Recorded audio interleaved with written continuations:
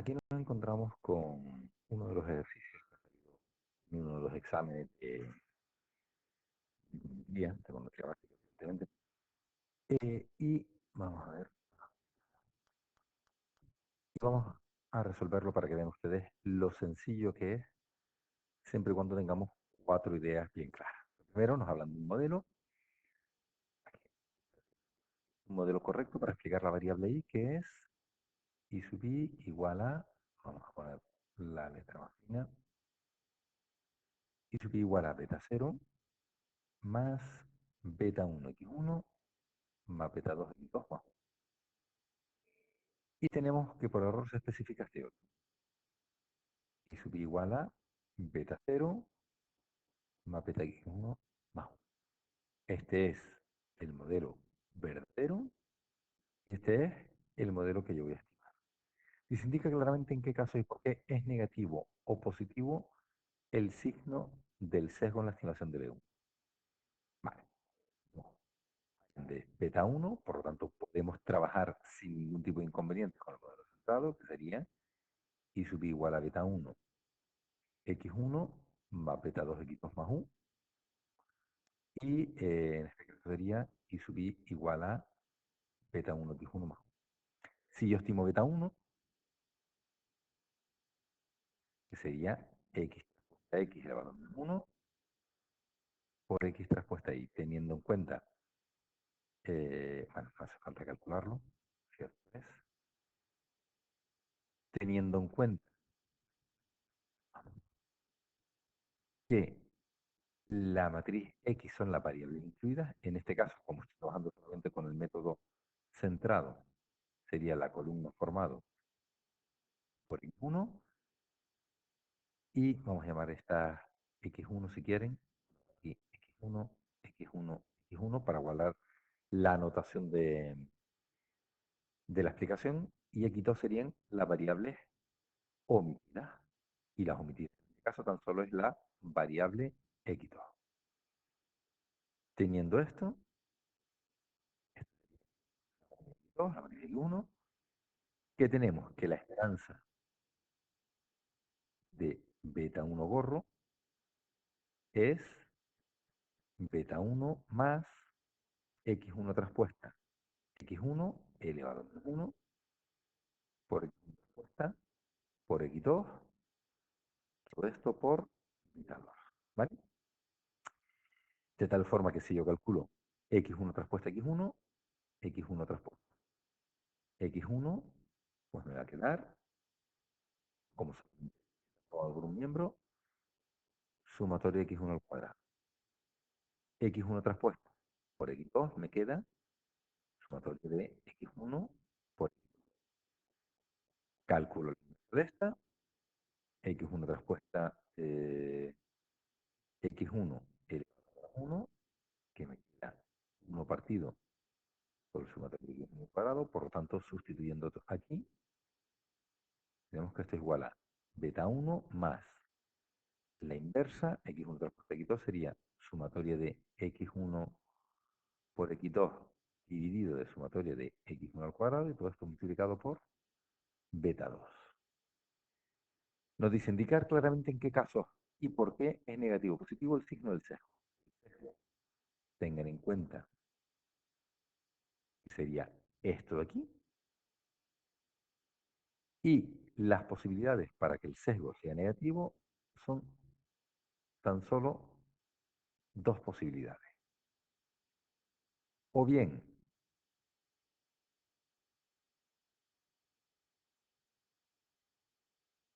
y vamos a ver si señalo esto y le pongo, señalo esta y le pongo, uy, vamos a ver ahora, señalo esta, a ver, perdón, y le pongo la estrella correspondiente, o sea, la flecha, y señalo esta, le pongo la flecha. Vale, las dos únicas opciones para que sea negativo sería que beta 2 fuese negativo y esto de aquí positivo, o el sumatorio de x1 por x2 sea negativo. Son las dos únicas opciones para que el sesgo sea negativo. Ya que la parte de abajo es positiva. Lógicamente, si uno es negativo, la otra tiene que ser positiva y viceversa. Y las propiedades del estimador de la varianza de la perturbación en este caso, pues sabemos, por teoría, un poquito, que si estamos en un caso de omisión de variables relevantes, la varianza de la perturbación es seca. Con eso ya nos basta para tener los dos puntos del ejercicio. Vamos a hacer otro que es un poquito más complicado, es lo mismo, pero un poquito más complicado, y es este, y la complicación viene porque los negativos están aquí. Vale. En este caso, este es el modelo verdadero, y este es el modelo que yo voy a estimar. Vamos a hacer una pequeñísima modificación por comodidad de cálculo. Bueno, no es ni necesario ponerlo, pero bueno, vamos a hacerlo. El modelo verdadero sería I sub i igual a beta 1 más beta 2 por menos x, es que no es negativo ponerlo positivo, porque esto nos puede llevar a confusión. Pero bueno, vamos a poner x sub, pues sí, valor de todo, secado por quién, bueno, vamos a hacerlo tal cual está la medida y lo dejamos tal cual y trabajamos por aquí. Nos piden, ¿es consistente el estimador? No, por teoría. Sabemos que en omisión de variables relevantes, en este caso, el estimador es insesgado. Perdón, no es consistente. ¿Es sesgado? Pues sabemos que el sesgo, la esperanza de beta 2 gorro estrella, es igual a beta 2 gorro, como teníamos, más x1 traspuesta x1 elevado a la menos 1 por x1 traspuesta x2 por, en este caso concreto, menos. Como este es el modelo verdadero, aquí me sobraría el gorrito y esto sería beta 2 que vamos a ponerle con el mismo signo que aparecería aquí. Menos beta 2 más x1 traspuesta x1 elevado a menos 1, x1 traspuesta x2 por menos 3. Donde la matriz X1 es la matriz formada por las variables incluidas, se incluyó el 1, se incluyó 2, por donde sería la columna de X sub I2, y la X2 es la columna omitida, en este caso. Vamos a cogerlo con el signo negativo. Bueno, ya que pusimos el menos beta 3 aquí, vamos a cogerlo tal cual. Sería 2 al cuadrado. Hacemos las cuentas. X1 traspuesta X1 me queda sumatoria 2 al cuadrado y x1 traspuesta por x2 me queda, pues sería sumatoria de x sub i3, calculando la inversa de esta, que es, vamos a hacerlo bien, que la traspuesta de x1 traspuesta x1 elevado a menos 1 es igual a 1 partido por sumatoria de x sub i2 al cuadrado. El sesgo que me va a quedar, el sesgo me queda,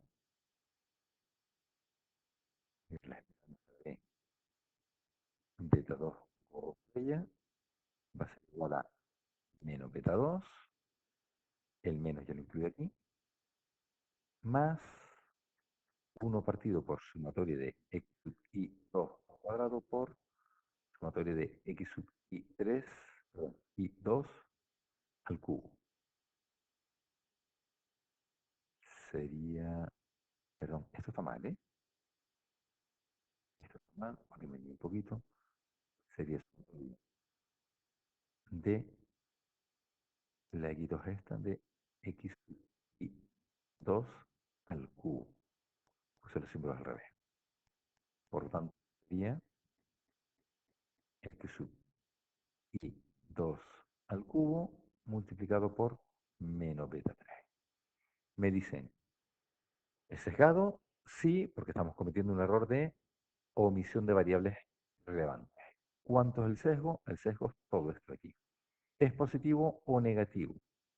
Tal cual como lo tenemos aquí. Si sumatoria de x sub i 2 al cubo es negativo y beta sub 3 es positivo, sería menos por menos más por menos menos. En este caso, tendríamos un sesgo que es negativo, menos por menos más, menos por menos más, positivo. Si el sumatorio de x sub i 2 al cubo es negativo y beta es negativo, ¿qué tendríamos? Menos por menos más, por menos menos, sesgo negativo. Si el sumatorio de x sub i al cuadrado elevado al cubo es positivo y beta t es positivo, entonces sería más por menos menos, por más se caería negativo, sesgo negativo. Y el último caso, si el sumatorio de x y 2 al cubo es positivo y beta t es negativo, pues entonces sería positivo por negativo, negativo, por otro negativo, positivo. Sesgo positivo. No es complicado lo que estamos haciendo, siempre y cuando tengamos en cuenta que esta fórmula es igual. Vamos a beta. Aquí vamos a borrar este que lo tenemos aquí por si acaso. Vamos a poner menos b. Y el resto es ir haciendo cuentas poco a poco. Espero que esto no sea demasiado dificultoso. Lo que sí que tienen que tener en cuenta es que todos los ejercicios de omisión de variables van a ser de este tipo. Bueno, nada, eh, vamos a ver los apuntes de la facultad en un momentito. Bien, y vemos que en este tema de especificación de la cuestión de regresión, errores y contrastes, en la parte de, aquí tenemos los tipos de especificación, nos vamos a lo de inclusión y omisión, ¿vale? Nos hablan del sesgo, esto aquí es lo que hemos estado trabajando sin problema ninguno, nos hablan de las propiedades,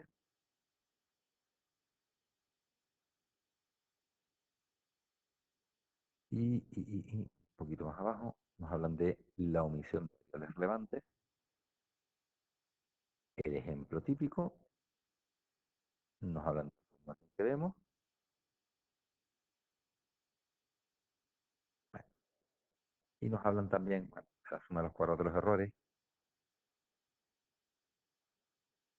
que al final sale esta formulita que es esta nunca la he visto en ningún examen, y nos hablan de la varianza. La ventaja que tiene es que la varianza de los estimadores es un poquito menor.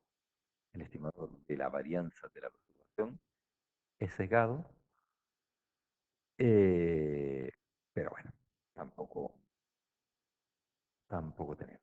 Aquí tenemos un ejemplo para que ustedes vean el serial ordenador. Imagínense un modelo en el cual tengo, perdón, vamos a ver si lo hago un poquito mejor. Que, bueno, tengo, a ver si lo, vamos a verlo como primero. Tengo la I que está explicada en función de la constante x1 y x2. Seguimos un poquito para abajo.